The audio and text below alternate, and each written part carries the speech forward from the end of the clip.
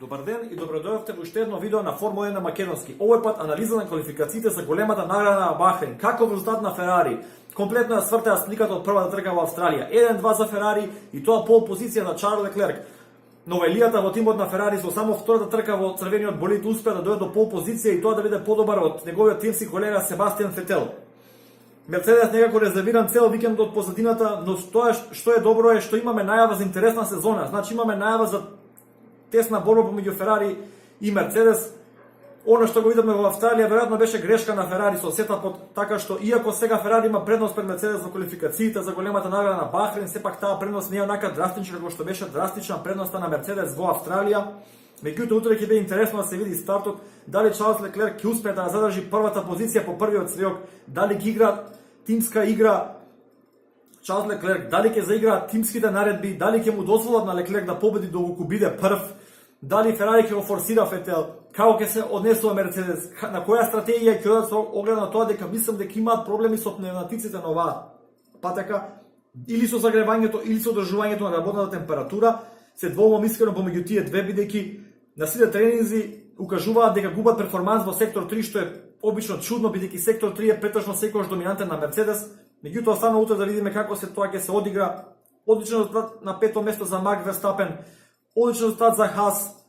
Исто така повратници во Q3 со два болида. Мекларен конечно по долги години покажува дека сепак има некој перформанс во тој болид, покажува една позитивна слика, можеби полека враќање кон водечката тројка, меѓутоа за тоа ќе треба време. Одличен резултат за Ландо Норис и за Карлос Саинц кој ќе стартува 7 односно 10. Тука се вмеша и Кими Реконен со неговиот Саубер односно Алфа Ромео. Разочарување еден од можеби тимот на Рено. Едниот болид испадна во Q1, вториот болид испадна во Q2, односно не успеа да се квалификува во Q3. Пиер Гасли со Red Bull повторно разочарување. Но се надеваме утре на интересна трка, имаме 3 ДРС зони, 3 можности за претекнување, свиоци, брзи, спори. Бахрейн е одлична трка, одлична патека за претекнување. Се надевам на стварно неизвестна трка и се надевам на неизвестен шампионат, бидејќи оваа втора трка, овие втори квалификации некако ми ја вратија вербата дека оваа година нема да гледаме една едноставна чиста доминација на Мерцедес.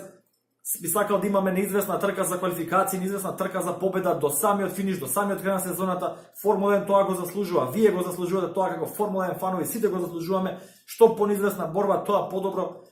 Така што утре ќе биде многу интересно да се следи стартот, ќе биде многу интересно да се следат тимските наредби, ќе биде многу интересно да се види стратегијата потрошувачката на гумите. Мислам дека сме пред една одлична трка. Утре во 17 часот и 10 минути по македонско време, без разлика на поместување на саатот доцна во ноќта, значи останува 17 часот и 10 минути по македонско време. Бидете пред ТВ екраните, следете ја трката и се гледаме утре повторно на анализа на трката ќе направиме да видиме кој ќе излезе како победник за големата награда на Бахрейн. Доколку ви се допаѓаат видеата на Формула 1 на македонски, ве молам за лайк, поставете коментар, кажете кој е ваш фаворит за утре, дај да развиеме една дебата, да видиме кои се нашите предпоставки, какви стратегии ќе играат тимовите. Ставете субскрайб на каналот, тоа навистина му помага и се гледаме утре повторно по завршување на трката. Поздрав!